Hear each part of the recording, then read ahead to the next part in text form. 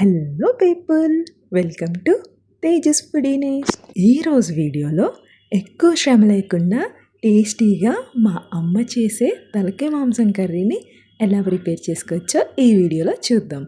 మీరు నా వీడియోస్ని ఫస్ట్ టైం చూస్తున్నట్టయితే ఛానల్ని సబ్స్క్రైబ్ చేసుకోవడం మర్చిపోవద్దు. తలకాయ మాంసం కర్రీని ఎలా ప్రిపేర్ చేసుకోవచ్చో చూద్దాం. ముందుగా స్టవ్ ఆన్ చేసుకుని కుక్కర్ పెట్టుకుని 6 to 7 table spoons oil add చేసుకోవాలి. నాన్ వెజ్ కర్రీస్లోకి ఆయిల్ ఎక్కువ ఉంటేనే టేస్టీగా ఉంటుంది.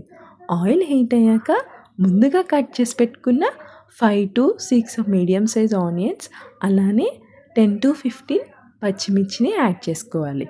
మీరు స్పైసీ ఎక్కువ ఉండాలనుకుంటే పచ్చిమిర్చిని ఇంకా ఎక్కువ యాడ్ చేసుకోవాలి. అలానే 1.5 టేబుల్ స్పూన్ కల్లుప్పుని కూడా యాడ్ చేసుకుని ఒకసారి మొత్తం బాగా మిక్స్ చేసుకోవాలి. కల్లుప్పు వేసుకుంటే టేస్ట్ చాలా బాగుంటుంది.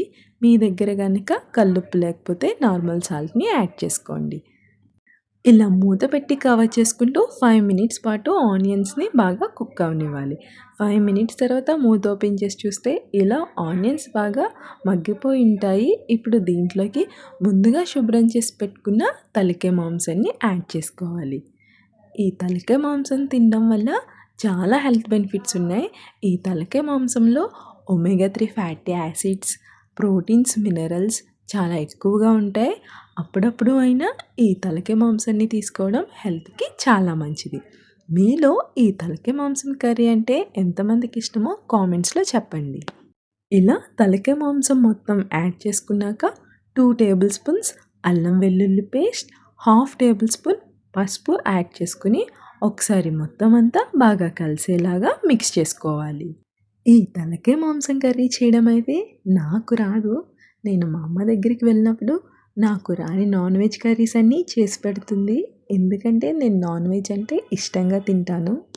ఇలా మొత్తం అంతా బాగా మిక్స్ చేసుకున్నాక మూత కవర్ చేసుకుంటూ 10 మినిట్స్ పాటు కుక్ చేసుకోవాలి.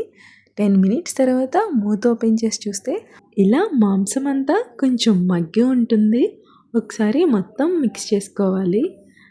తలకాయ మాంసాన్ని ఇలా ముందుగా ఆయిల్లో మగ్గబెట్టుకుంటే టేస్ట్ చాలా బాగుంటుంది.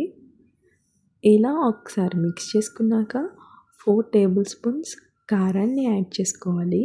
మీకు స్పైసీనెస్ ఎక్కువ ఉండాలనుకుంటే మీ స్పైసీనెస్కి తగ్గట్టుగా కారాన్ని యాడ్ చేసుకోవచ్చు. మీరు తక్కువ తినే వాళ్ళైతే కొంచెం తక్కువ యాడ్ చేసుకోవాలి. ఈ కారాన్ని కూడా మొత్తం అంతా కలిసేలా ఒకసారి మిక్స్ చేసుకుని 2 గ్లాసెస్ వాటర్ యాడ్ చేసుకోవాలి. 2 గ్లాసెస్ అంటే మాంసం అంతా మునిగేంత వరకు వాటర్ని యాడ్ చేసుకోవాలి.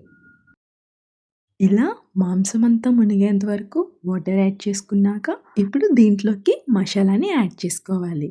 1 టేబుల్ స్పూన్ జీరా, 1 టేబుల్ స్పూన్ ధనియాలు, 1 టేబుల్ స్పూన్ గసగసాలు, ఒక చిన్న వెల్లుల్లి, కొంచెం దాల్చిన చెక్క, 4 లవంగాలు, 4 యాలకులు వేసుకుని కొంచెం వాటర్ వేసుకుని మిక్సర్ జార్లో మెత్తని పేస్ట్ కింద గ్రైండ్ చేసుకోవాలి. ఇలా మసాలాను ప్రిపేర్ చేసుకుని కర్రీలోకి యాడ్ చేసుకుని ఒకసారి మొత్తం అంతా బాగా మిక్స్ చేసుకోవాలి. ఇలా మొత్తం అంతా బాగా మిక్స్ చేసుకున్నాక కుక్కర్ మూత పెట్టి 7 to 8 విజిల్స్ వరకు వేయించుకోవాలి. ఇలా 7 to 8 విజిల్స్ అయ్యాక స్టవ్ ఆఫ్ చేసుకుని ప్రెషర్ మొత్తం పోయాక మూత ఓపెన్ చేసుకోవాలి. 7 to 8 విజిల్స్ వేయించాం కాబట్టి మాంసం అనేది బాగా కుక్ అయి ఉంటుంది. ఇలా మూత ఓపెన్ చేశాక మళ్ళీ ఒకసారి స్టవ్ ఆన్ చేసుకోవాలి. మళ్ళీ ఇలా స్టవ్ ఆన్ చేసుకున్నాక ఒకసారి మొత్తం అంతా బాగా మిక్స్ చేసుకోవాలి. ఇలా మొత్తం అంతా బాగా మిక్స్ చేసుకుని ముందుగానే చిన్న నిమ్మకాయ సైజ్ అంతా చింతపండు రసాన్ని యాడ్ చేసుకోవాలి. కొంతమంది ఈ తలకాయ మాంసం కర్రీలో చింతపండు రసాన్ని యాడ్ చేసుకోరు. కానీ చింతపండు రసాన్ని యాడ్ చేసుకుని కర్రీ చేసుకుంటే టేస్ట్ చాలా బాగుంటుంది. బ్రైన్ని ఇలా కర్రీ మొత్తం 80% కుక్ అయ్యాక యాడ్ చేసుకోవాలి. ముందే యాడ్ చేసుకుంటే బ్రైన్ విడిపోతుంది. బ్రైన్ని డైరెక్ట్గా కాకుండా 10 మినిట్స్ పాటు ముందుగానే బాయిల్ చేసి యాడ్ చేసుకోవాలి. అలానే 2 రెబ్బల కరివేపాకు కూడా యాడ్ చేసుకుని ఒకసారి కొంచెం మిక్స్ చేసుకుని 5 మినిట్స్ పాటు మూత పెట్టి కవర్ చేసుకుంటూ కుక్ చేసుకోవాలి.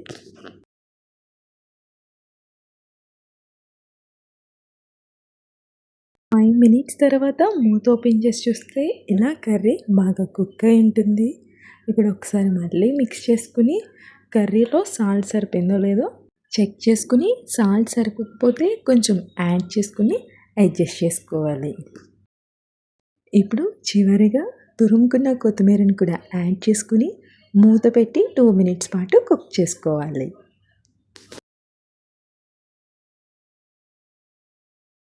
2 మినిట్స్ తర్వాత మూత ఓపెన్ చేసి చూస్తే కర్రీ చూడండి రెడీ అయిపోయినట్టే. ఇప్పుడు స్టవ్ ఆఫ్ చేసుకొని బౌల్లోకి సర్వ్ చేసుకుంటే తలకాయ మాంసం కర్రీ రెడీ. మీరు కూడా తలకాయ మాంసం కర్రీని ఈ ప్రాసెస్లోనే చేసుకుంటారా? మీరు ఏ ప్రాసెస్లో చేసుకుంటారో కామెంట్స్లో చెప్పండి. మీరు కనుక ఈ ప్రాసెస్లో ఇప్పటి వరకు చేసుకోకపోతే ఒక్కసారి ట్రై చేసి చూడండి. టేస్ట్ అయితే చాలా బాగుంటుంది. మీరు మళ్ళీ మళ్ళీ ఇలానే చేసుకుంటారు. వీడియో నచ్చితే లైక్ చేసి షేర్ చేయండి. ఛానల్ని ఇంకా సబ్స్క్రైబ్ చేసుకోకపోతే ఇలాంటి మరిన్ని సింపుల్ అండ్ టేస్టీ రెసిపీస్ కోసం ఛానల్ని సబ్స్క్రైబ్ చేసుకోవడం మర్చిపోవద్దు. Thank you for watching.